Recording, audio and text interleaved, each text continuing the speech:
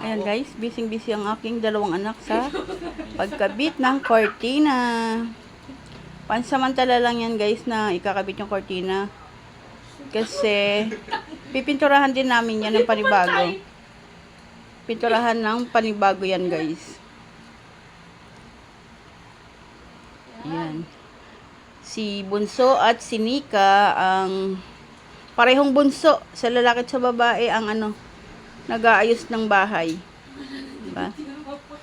May stick-stick sila, hindi kasi nila eh. Uy, parang ang taas.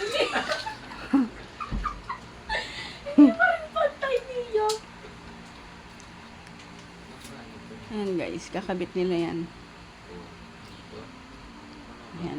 Nag-aaral na yung anak kong bunso na mag-ayos-ayos ng bahay para sa susunod siya na mag-ayos ng aming mga wire na nakasabit na yan, yung mga kuryente. Mali, di ba?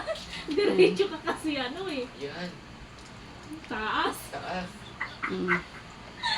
Nagtatawa na ng aking mga anak guys kasi first time lang po nila na magkakabit ng cortina. O yan, okay na anak. Okay anak. Pwede na yan anak. Okay na yan. Dami mo reklamo naman. Nagkakabit ka na. Okay naman ah. Okay na. Sige, dagdagan mo ulit. Okay na. O, pwede na yan. Papantay din yan anak.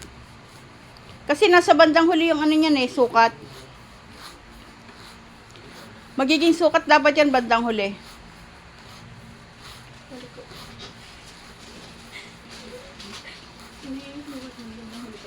Oo. Ayaw, gusto nila perfect. Perfect. Wait lang guys, ulit ha. Tutuloy natin mamaya.